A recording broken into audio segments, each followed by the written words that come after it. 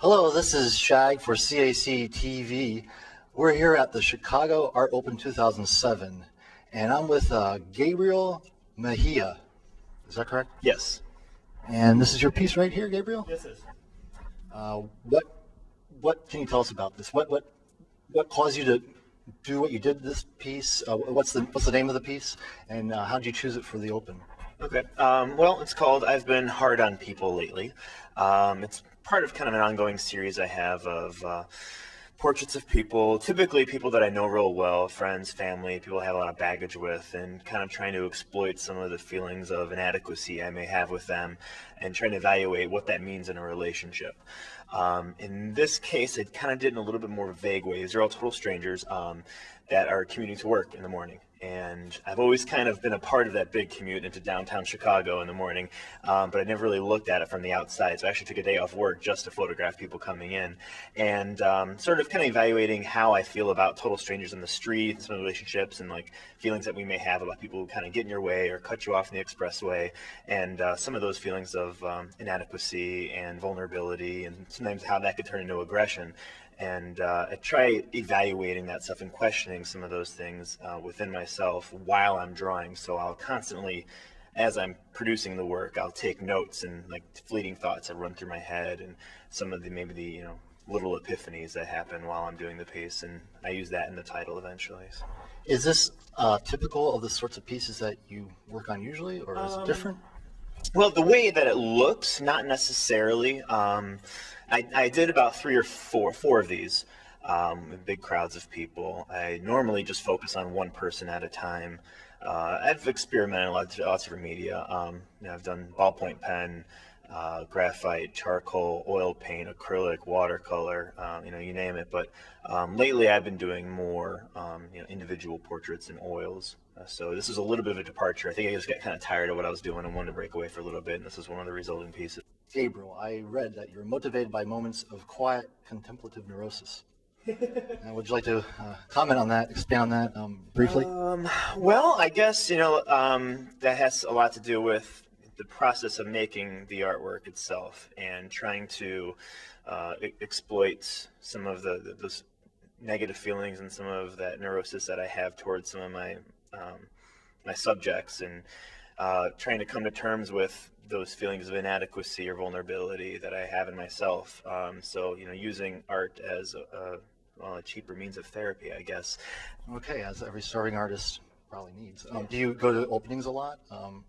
Yeah, as much as I can. I've been trying to make my way out to more gallery openings in the last year or so, and trying to just, get to know people, make some good connections. Any particular area, Pilsen, River North, that you favor? I don't know if there's like a certain gallery district I favor more. I do end up in Pilsen quite a bit. I used to live in Pilsen, so I know some of the people there. I like what I see at Bridgeport. I make my way all over. Really, I guess I'm more attracted to like specific artists and whatever they're showing. There's local Chicago artists like Scott Johnson. I'm a huge fan. Darren Alberto, huge fan of his. There's actually an artist that I discovered here at the show that I met last week. Oh, really? Who's that? Victoria Zilagi, I think is her last name. She does portraits. She did a series of portraits of porn stars here, actually. Cool. Yeah, I mean, it was very, very striking imagery, and as a portrait artist, I kind of was attracted to it. But I liked what she said about her work too, and deals a lot with the objectification of women. But yeah, she's amazing. Do you see supporting yourself completely from your art in the future at some point? Yeah, definitely. In the very near future, actually. I've been teaching high school for, I guess, 8 years now, and this is the first year I've been doing part-time. I was really encouraged by my wife. She really wanted me to start producing more work and get out there, and she saw that's what made me happy. So I've been doing that, and I've been trying to get more stuff out there and produce more. And with all that extra time I have, now that I only teach part time, I'm able to get out there and try to sell my work a little bit more, and doing commissions, small shows, big shows, whatever the case may be. So I'm definitely a lot more active with my work now, and within the next couple years, I could see myself definitely going full time with it. I love teaching. I know it's something I'll probably come back to But yeah, I feel compelled at this point. Okay. Do you ever get the visual arts version of writer's block? And if you do, how do you cope with it? Yeah, absolutely. I get it all the time, almost with every piece, actually. I don't know. Just as I try to maintain like a huge archive of photographs to go back on, even if I don't have new ideas, I'll try to get like some kind of, commission going or something. And a lot of times, just doing a commission or even with, the projects that my students are doing, I can get a lot of good feedback from them. So that's one great thing about teaching is that I have like this huge, Huge pool of critics? well, pool critics definitely, yeah. they're very harsh in their teacher, but also I have some young and up and coming artists that I can kind of bite ideas off of sometimes, and they can help me out too. So Gabriel, what does the future hold for you in general, and any upcoming shows that you want to mention briefly? sure. Well, I'm working on trying to get a couple of shows together. One with a photographer named Marta Spurgeon. We're trying to get a show together for the spring, and another friend of mine, Russ White, we're trying to get a show going for next summer as well. So, it's putting some stuff out there for group shows, but curating my own show, but also looking for gallery representation. Definitely shopping my stuff around. I feel like I'm at a point now, finally, where I might be ready for that.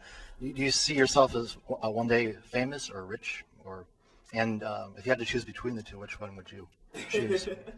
Rich or famous, famous or rich? I like both actually, but if I got to choose one, I'd probably like fame would be nice and to be recognized. I don't need to be too wealthy, as long as I can pay the bills and feed my dog. But yeah, I mean, in general, I would like to become a full-time artist, possibly teach at the university level or at an art school. But really, I don't know. I kind of take it just one day at a time. We'll see where it goes. Gabriel Mejia, Yeah. thank you very much for your time, and thanks for submitting your work to the Chicago Art Open, and have a good evening. You too. Thanks. This has been Shag for CAC TV at the 2007 Chicago Art Open.